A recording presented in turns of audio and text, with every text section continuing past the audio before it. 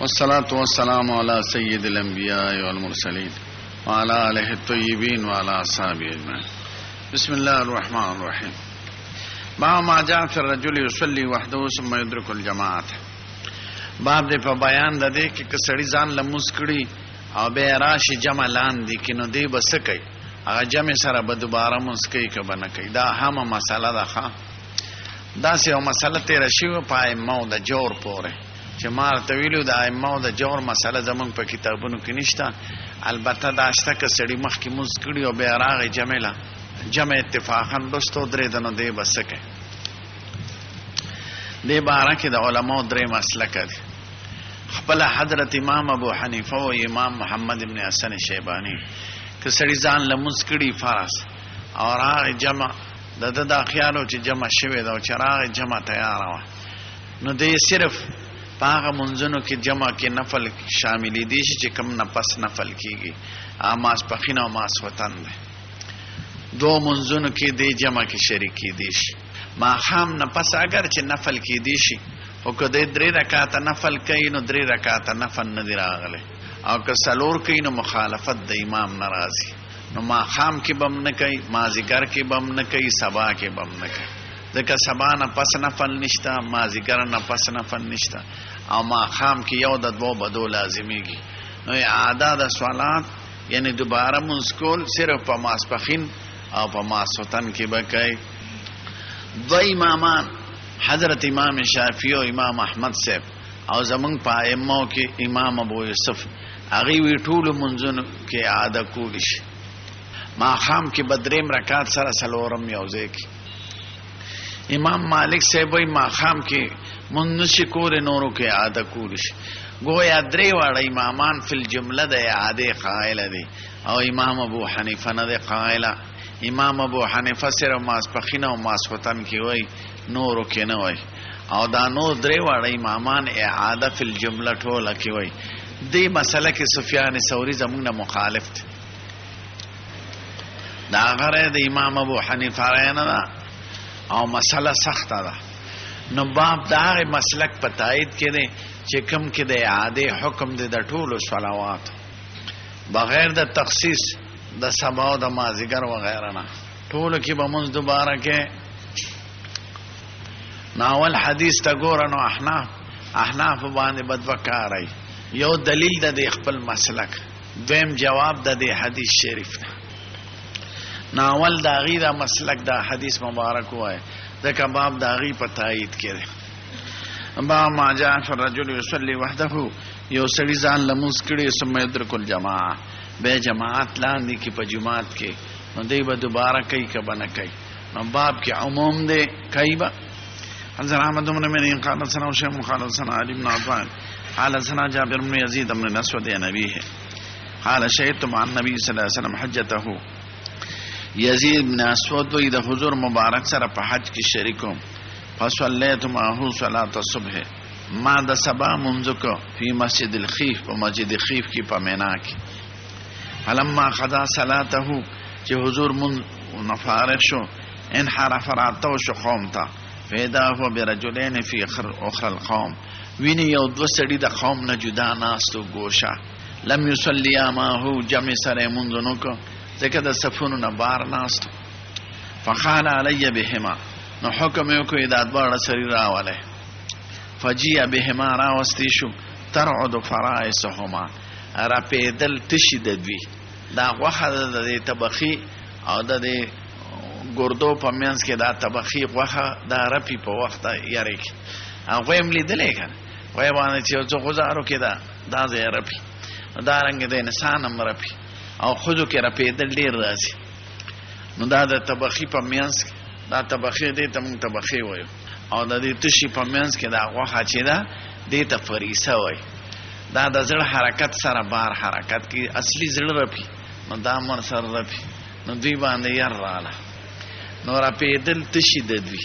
نو حضور مبارک ورته وایي ځکه د لهجې او د راغوستو نه یې غوسه معلومه کړه چې حضور وایي ری ورته وایي ما منعکم ان تصلیا معنا څه شي منع کړی چې مونځ سره کړی وی ولې مونځ نه کوو. فقال یا رسول الله انا كنا قد سئلنا فی رحالنا، من په خپل کډو کې مونږ کړو، په خپل خیمو کې.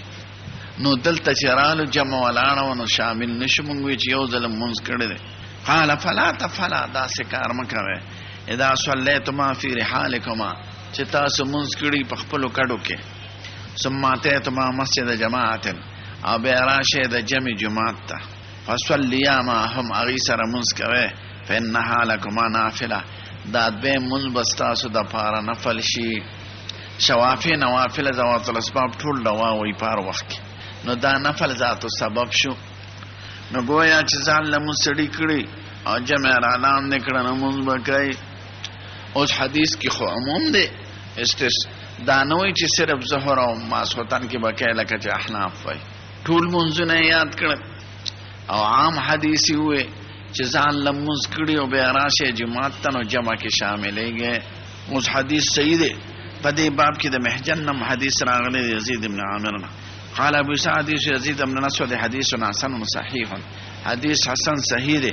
وهو خیر غیر واحد من اهل العلم، دا د بشمار علماء مسلک ته. او وی یقول سفیان الثوری، سفیان ثوری زمونږ نه مخدل دغه دی. او شافعی او احمد او اسحاق. مالک صاحب ځکه نه نقل کوي چې مالک صاحب مغرب کې نه دی قائل او باقی منځونو کې قائل دی. قالوا اذا صلى الرجل وحده، دا ټول علماء وی چې سړي ځان لمونځ کړي ثم ادرك الجماعه، به جمع لاندې کې فانه يعيد الصلوات كلها في الجماعه، دې ټول منځونه به کوي جمع سره. واذا صلى الرجل المغرب وحده، او کما خام د کړي ثم ادرك الجماعه، جماعت لاندې کې قالوا فانه يصليها معهم، دې به ورسره کوي. ويشفع بركعه، او یو رکعت به د درو سره زیاتی کی، ځکه نفل وتر ني. والتي صلى وحده هي المكتوبه عندهم، او غړومبي مونږ چې کړي دا هغه فرض دی، او دا دویم جمع سره چې وکړه نفل له، ځکه غړومبي خو په نیت د فرض وکړو نو څو هغه نه بدلېږي، او دا دویم نیت د نفل دی نو دا نفل شو. او ظاهر د حدیث دلالت په عموم کوي. او امام ابو حنیفه صرف دو منځونو کې عاده وای، نورو کې نه وای. امام ابو حنیفه ولې د دې قائل، او به د دې حدیث مبارک نه څه جواب کوي. احناف وای احادیث د نهی عن صلاه الفجر بعد صلاه الفجر او بعد العصر دا تواتر ته رسیدلی دی. حضور مبارک د فجر او د عصر نه پس منځونه بند کړی دي، نفل منځونه ټول قضا فروا دي په اتفاق. نو هغه حدیث د نهی هغه حدیث قولی دي او حدیث تشریع عامه او د ټول امت لپاره دی، او دا یو واقع جزئیه ده چې احتمال د اعذار لري. نو موږ حدیث قولیه او تشریعیه چې په منزله د قواعد دي د پاره د یو واقع جزئی نه پریدو. نو چې کوم منځونو کې نفلونه کیږي هلته به اعاده کیږي. اوس دا یو سوال له احناف چې دلته هم حدیث قولی راغی، ځکه حضور مبارک په عام شکل وې دا سه ورته وایي اذا صليتما في رحالكما ثم اتيتما مسجد جماعه فصليا معهم فانها لكما نافله. دا حدیث قولی دی او تخصیص هم پکې نشته دی یو منځ. نو مسئله مشکله ده. مولیان می احناف داسې جوابونه کوي چې هغه اوهنو من بیت العنکبوت یو مولیان وای احناف چې ممکنه ده هغه زمانه وه چې فرض عادت دوه ځله روا وه. قدا د کومې زمانې قصه ده؟ دا خو د مسجد خیف قصه ده د منا او حج، او حج کې خو آخري تشریعات پوره شوي دي، دغه وخته پورې فرض دوه ځله روا. دا څه وایه؟ نو دا جواب ضعیفه ده. دویم دا وای چې ټیک ته حضور مبارک په شکل عام ورته ویلي دي، خو دې کې دفع د توهم د دې کړې وه چې عاده د صلات مطلقا هغې ممنوعه ګڼله. نو ورته حضور مبارک د ووی چې نه مونځ کوئ عاده، خو په هغه صورتونو کې چې کوم صورتونو کې روا ده. او سوال دا چې دا خو د سبا په مونځ کې راغلی او سبا کې تاسو ناروا وای، نو سبا به څنګه مستثنا کې؟ نو احناف وای بعض احناف چې کله سبب د ورود د حدیث خارجي د حکم د حدیث نه، اگر چې حدیث راغلی دی په فجر کې، خو فجر د دینه مستثنا دی، د دې مثال داسې دی لکه د سعد بن ابي وقاص قصه چې په بخاري کې موږ ویلې وه اني لوراه مؤمنا قال او مسلما. سعد بن ابي وقاص د حضرت جعيل مبارک وي قربان مالک عن فلان فني لوراه مؤمنا قال او مسلما. ناغه مؤمن مو مسلم مو او حضور مبارک ورته حکمونه ملګاوه. نو اگر چې حدیث په باره د جعيل کې هغه د دې حدیث ته مستثنا دی. یا په مسلم کې چې حضور عائشہ بیبي د یو انصاری بچی په باره کې وي چې مړ شو وی توبه له صفور من عصافیر الجنه. حضور ورته وی او غیر ذلک یا عائشہ دا سمو آیا اگر چې د انصار اولاد یقینا جنتیان دي نو سبب د ورود د حدیث خارج او د حکم د حدیث نو دا به عادت شي. یا سید الکائنات لاستو او پاسه د مانځتا ابن عباس ورته قربان ته خود شوي نا ورته انما النوم على من نام مستجان. اگر چې سید الکائنات دغه صورت ته مستثنا ده نو کله سبب د ورود د حدیث د حکم د حدیث نه خارجي. نو اگر چې دا حدیث په باره د سبا کې راغلی دی او د سبا مسله د دینه مستثنا دا دویم جواب کوي. او دا هم زما زړه ته نه پروسي ځکه کالته مستثنا کو خو د یو بل دلیل خطي ده وجه دویم دغه دلیل د منع وي. دریم جواب دا کوي چې دا حدیث په ډېرو طریقو کې موطا امام محمد کې ذکر دی دا حدیث او په طحاوی کې ذکر دی او کتاب الاثار د امام ابو یوسف کې هغه کې د سبا په ځای ظهر لیکل شوی دی. وی مونږه د ظهر مونږ کړو او رالو حضور جمع ولاړو جمع مونږ کړه نو بیا راته وی دا څه کوي نو حدیث دلته فجر دی هغه کې ظهر دی نو حدیث متعارض شو مسترب شو چې دا واقع د ظهر دا او کدا فجر ده. که ظهر وی خو خبره صحیح ده او که فجر نو به پکې دغه اشکال لې. دا جواب لګ مطمئن دی ځکه چې صراحتا ظهر راغله د پر روایت. سلورم جواب کوي چې دار قطنی دا حدیث ذکر کړی او طحاوی کې ناغه کې دی جمله سره استثناء ده او اذا صليتما في رحالكما ثم اتيتما مسجد جماعت وصليا معهم الا الفجر والمغرب.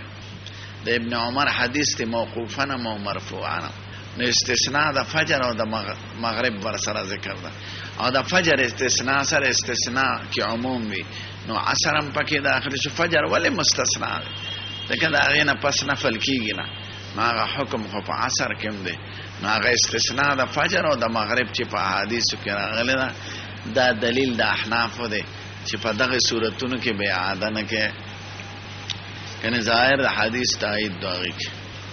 نو سلور جواب مې درته وکړ. ابا ما جاء فی الجماعت فی مسجد قد صلی فی مره یو ځای کې جمع شوي دوباره جمع کیږي کنه دا اندر چې کوم د محلي جماعت وي او امام راتب او قوم راتبین وي او امام مذکری نو دوباره جمع څنګه ده محل د نزاع داسې ده. او که داسې د لارې جماعت وي چې امام مقرر نی قوم مقرر نی یا د کلی جماعت خو بغیر د امام نه بل چا مذکری نو امام دوباره جمع کولی شي په اتفاق د علماء سره. دارنګ په لارې جماعت باندې ډېری جمع کیږي نو موضوع د نزاع ازید چې د محلي جماعت او امام مذکری او چانه جمع پاتې شي دوی به دوباره جمع کوي که بنه. امام بخاری په باب خو باب الاسلام فما فوق ما جماعت او د انس ابن مالک واقعا نقل کړو چې جمعه تراغ او دوی جمع وکړه خپل شاګردانو سره. بخاری کې ویلو کا نو دې په جواز د جمع باندې باب دي. خدای واړه امامان په داسې صورت کې چې امام مذکری د محله هغه کې جمع مکروه غني.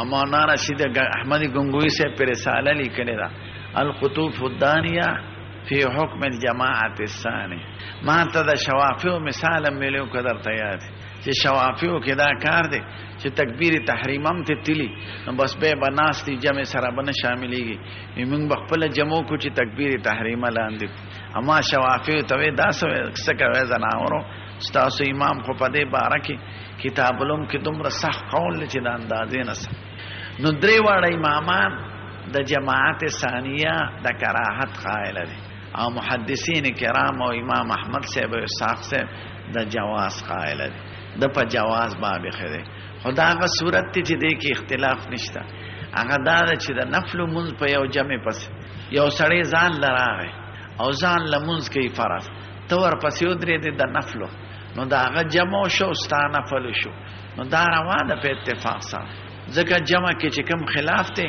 هغه اقتدا د مفترض په مفترض پسې ده چې دواړه فرض کوي او که نفلی او امام فرض کوي نو خیر دی دا درې واړه امامان د کراهت ولې قائل دوی وای د سید الکائنات دا طریقه وا او د سلفو چې هغه نه به جمع لاړه دوباره جمع به التن کوله محل به جدا کور به وکړه یا د جماعت نه بار نو دویمه جمع عمل د سلف نه دی او عمل د رسول الله نه دی رسول الله مبارک یو ځل جمع شو ناغه کور تلاړو زنانه ځان پسې ودرولې نو مسجد نبوي ولی پریدي چې هغه کې یو مون په صحیح حدیث کې په 1000 بدلېږي او کور کې مونږ کوي او معلومه ده چې دویمه جمع مکروه البته زمون په مسلک کې امام ابو یوسف صاحب وایي چې دویمه جمع په درو شرط جایز ده اول دا چې د اتفاقا صورت وی عادت نه جوړي ویم دا چې د جماعت په یو طرف کې هيئت بدلی نو ولا ځاني نو ولا اقامتي نه په مصلا ولاړي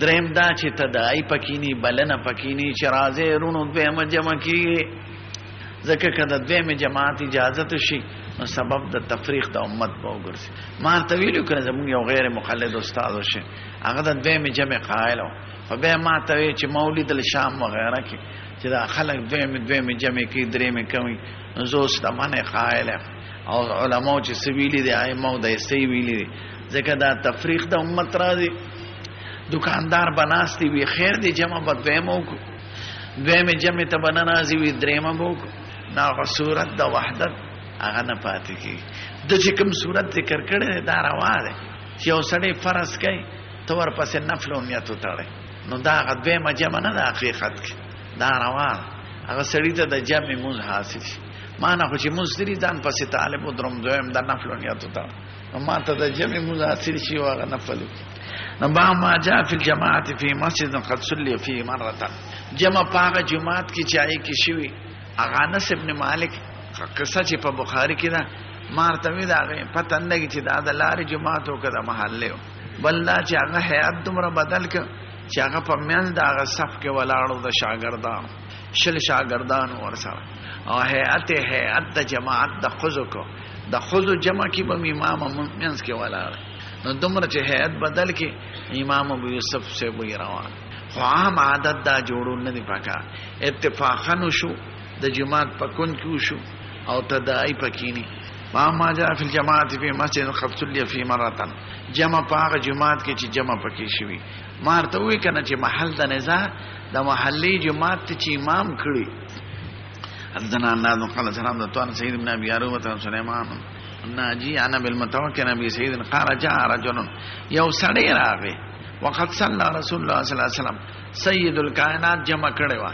هغه ته ولې رستو شي سوزره پیش نو هغه ځان لمس کو نو حضور مبارک وي ايکم یتجر علی هذا فدب سوق ثواب غټي چې دا نفل نیت ور پسې وتړي فقام رجل ادري دور پسې او سړی دا سړی ابوبکر صدیق ته وصلى معه منذ ور سره کو نو دین دې جواز د دویمه جمع معلومای اما ته دا غ صورت د نزاع نه ده دا خو اقتدا د متنفل د په مفترض پسې اجګړه اقتدا د مفترض په مفترض پسې باغ محله کې چې کوم امام منځ کړي او جمع شي هغه کې اختلاف ده وفي الباب عن ابي امامه وابي موسى والحكم بن عمر قال ابو يسوع حديث ابي سعيد حديث حسن وهو قول غير واحد من العلم من اصحاب النبي صلى الله عليه وسلم وغير من التابعين دا د بشمار علماء مسلک ته قالوا لا باس يصلي القوم جماعه في مسجد قد صلي فيه مزبکی کولی شي داغه کې دا غیر مخلدین دی کراچۍ کې او بعد عربو کې دا اکثر چې احمقانه نو دا څه چل کوي چې تسلسل په جماعت کې کوي معنا مثلا یو رکعت تل بل ندبت تل بل ندری تل دي مسبوقین دي چې امام سلام وګرځي کنه نو زه چې پاس ما پسې باغ نور ودري جزا سلام وګرځم هغه پاسې نو هغه بل پسې هغه نور ودري نو چې هغه سلام وګرځي هغه اخیری پسې ودري تسلسل کې دا څه ورته اشاره وکړي الکه زناورو دا صورت خو چرته په حدیثو کې نه ده. نو تسلسل په جماعت ثانیه کې کوي. یو پسې هغه مسبوقین ودرېږي، هغه چې سلام وګرځي دی بل مسبوقین پسې بل مسبوقین ودرېږي، ابل مسبوق پسې ابل مسبوقین. ناغي تسلسل په جماعت کې کوي، جمع پسې جمع پسې جمع پسې جمع. د غیر مخلدینو کې ډېری فرقې دي او په چون کې په خپل دغه پسې روانې کړه. دا جماعت المسلمین دی، دا غربای اهل حدیث دی، دا مرکزی اهل حدیث دی. او بنیادی وجه دا چې علم یې پوره نه کړي، فقه نه ویلې، قواعد نه خبر د علماو د مهنتونو د قربانونو. ساده ترجمه وګوري د اردو چې د بخاری په حدیث کې رفع الیدین راغلی د اخلاص، نو سال لوی مولا شي، نو گمراه پدیش چې کتابونه نه ویلي پورا عربي نه ورزي، عبارت نه ورزي. حالا بيسا حدیث نسنو با ما جاء في فضل العشاء والفجر في جماعت. سړي ما سوتنه او د سبا منځ کې په جمع خدای ولا ټول قیام الليل لکی. حضرت محمود بن غیلان دا چې چرته سم دا ور سره زما واسطه راغله، تاسو به تشوره او مالی دلی نو ماته سعادتو معلوم ده. خسړی وی جوشي خیخ او هوشي نه، یعنی د سید الکائنات تابعداري خو لوی خبره ده. مون خدا نه وایو چې د بیمانه د وجه نه کوي یا د دین د نقصان د وجه نه کوي. یې دین نه دی خوښ، نه دین خوښي او اتباع د مصطفی خوښي، خو چل نه ورځي او په خپل فکر روانه. یا ورته استاد وای کونړ مولا په دې پسې روان شو او زه اصلي مجتهد شو. الکه ته خو د کونړ مولا مقلد نبا ما جاء في فضل العشاء والفجر في جماعت. ما سوتنا او د سبا مون په سړی په جمع کیږي. ذرا محمود بن غیلان خالد بشر مشری خالد سفیان او عثمان بن حکیم ان عبد الرحمن بن عمرو عن عثمان بن عفان قال رسول الله صلی الله علیه وسلم سید الکائنات وای من شهد العشاء في جماعت. کچا ما سوتن منځ کړو په جمع کان له قیام نصف ليله. خدای پاک ول قیام د نصف د لیلې لیکي. ومن صلى العشاء والفجر في جماعت. او کچا ور سره د سبا منځم په جمع کو، ما سوتنم کړو د سبم په جمع کو، کان له قیام لیله. خدای ول د پورا قیام الليل ثواب ورکي. او فی الباب عن ابن عمر و ابي هريره و انس و امانه بن ابي رؤيبه و جند بن ابي بن كعب و ابي موسى بريته. ذا محمد بن بشار قال سنه زيد بن هارون قال سنه داود. د دې جمع ګور ډېر اهتمام کاوه ذکر ټول قیام الليل ذل لیکي. عن الحسن امام احمد سبوي دام طالب د حدیثي چې هغه د شپې تهجد نه کوي. امام دا خو طالب دا وسنګ طالب د حدیثي چې د تهجد نه کوي. امونګه سيو موږ مزدوران د کتابونو د حدیث وړو نوې سید الکائنات وای من صلى الصبح چې د سبا منځ کو فهو فی ذمه الله. د خدای سره عهد کو د باقی منځونو د تمام. فلا تغفر الله فی ذمته. د خدای غ عهد مات نه کې، یعنی د باقی منځونو پوره اهتمام وکې. د سبا په منځ سره ستا عهد ثابت شو د خدای سره چې خدای ستا بنده او ستا بندگی به تر اخره پورې کوم. نو د خدای د عهد مات نه کې. انا بسعد عثمان حدیث سنت خدای بل حدیث کې یو سوال دی مشهور ښه، هغه به د قاعده په شکل یاد داره. خدا حدیث درته وې عن النبي صلى الله عليه وسلم قال بشر المشائين في الظلم الى المساجد بالنور التام يوم القيامه. سيد الكائنات وای چې زیر ورکا هغه خلق ولا چې د شپې په تیار کې جمعهتون ته ځي، زیر ورکا د نور تام د کامل رڼا د قیامت پرس. نور هم یصابین ایدیهم و بایمانهم. مخکې ورستو به رڼا روانه په پولیس ورات چې څوک په تیار کې جمع لذي زیر ورکا د کامل رڼا د قیامت پرس. دا عزت بخدای ورکا. دا ډومبه حدیث مونږه دوی چې چا ماسوتن منځ کو د جمع نو خدای ولا نصف د قیام د لیلې لیکي، او چې چا ور سره سبا جمع مکړه نو قیام د پوره لیلې لیکي. سوال دا دی دا یاد دار دا دل تمرازی په نور فضائلو کې مرازی لکه قل هو چادرې کرته وې خدای ولا د پوره قران عمر ثواب ورکړي. چا قل یا ایها الکافرون سلور کرته وې خدای ولا د پوره قران ثواب ورکړي. کچا د سبا مانځنه په جمعات کې ناستو او د اشراق پورې وظیفه ذکر وکړو او به یو 2 رکعات مونږ کو د نور راحته دونه پس نو دومره ثواب کیږي لکه د حج او د عمره. دا صحیح حدیث دی. مانځنه پس جماعت کې ذکر وظیفه کو د نور راحته دو پورې دې کې ډیر لوی ثواب دی. نو سوال دا دی په دې ټول قسم حدیث باندې چې کله په یو رکوټي عمل باندې د یو لوی عمل ثواب بنا شي. حج او عمره څومره لوی عمل دی او دا په دې 2 رکعات باندې بنا کیږي. یا قل هو درې زلوي نو د ټول قران عمل په بنا شو. یا سړی د جمع منځونو کو سبا او ماسوتن نو د ټول قیام الليل ثواب د تملو شو. خدا ثواب کې خو زمون شک نشته. خو بل طرف ته یو سړی عملاً دا کار وکړي، یو سړی ټول شپه ولار دی خدای ته فزاره، نو د ثواب او د هغه سړي ثواب چې هغه د جمع مون د سبا او ماسوتنو کې برابر شو. یا یو سړی بالفعل حج او عمره نه لاړ، خواري وکړه، پیسې ولګولې، او بل سړی د سبا نه پس 2 رکعات مونږ کو د تم د حج او د عمره ثواب ملو شو. هغه ته یو سړی ټول قران شریف وې د الحمدلله تر والناس پورې، او بل سړی 3 ځله قل هو وې د تم د پورا قران ثواب حاصل شو. هغه بل تم نو دا خدای عقل نم خلاف تا او دا حدیث نم خلاف تا. ځکه حدیث کې دا راځي چې هغه عبادت ثواب زیاتی یا اکثر او اجرا احمدها چې کم کې مهنت زیات شي نو چې قیام الليل بالفعل سړي کړي داغه مهنت خو زیات ته په نسبت داغه سړي چې جمع منځي کړي د ماسوتن او د سبا، او سړي قران شریف ټول لستي داغه مهنت خو زیات ته په نسبت داغه سړي چې 3 ځله قل هو وي. پیګه په سوال نو دې کې خدا وي حدیث مبارک کې دا راغی چې چا د سبا مون په جمع کو ماسوتن خدای ول قیام الليل لیکي، او بل طرف ته یو مولا بادر قیام الليل عملن وک نو د دوړو ثواب یو شانت شو.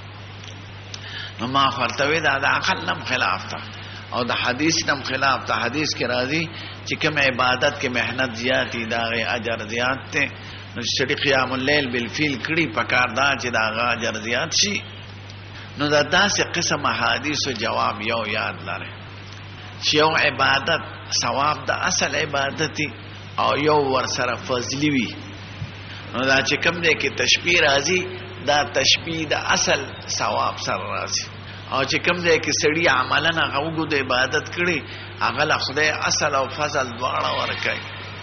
نو کله سړی د سبا مونږ او د ماسوتن مونږ په جمع وکړو نو د قیام الليل اصلي ثواب خدای ورکړي، او چې چا قیام الليل بالفعل کړي هغه له یوازې اصلي نه ورکړي، هغه له اصلیم ورکړي، فضلیم ورکړي. من جاء بالحسنه فله 10 امثالها. دا الله چند خو ادنا درجه ده او الله يضاعف لمن يشاء. نو چې څوک عملاً یو کار وکي هغه له اصل او فضل دواړه ملاويږي، او چې دا تشبیه په دلک عمل د ډیر سره دا صرف په اصل ثواب کړي. نو که سړی 3 ځله قل هو ویلا دا اصل قران ثواب ورکړي، او چې چا قران بالفعل وي نو اصل او فضل دواړه ورکړي. یو سړی 2 رکعات نور راحته دون پس کو د جماعت ته انتظار نه پس نو خدای د اصل حج او د عمره ثواب ورکړي، او چې څوک حج او عمره نه لاړ ناغي سره ډیر ثوابونه شریک کیږي. اصل او فضل ډیر د نفقه ثواب، د شپې د سفر ثواب، د قدمونو ثواب، او والله يضاعف لمن يشاء.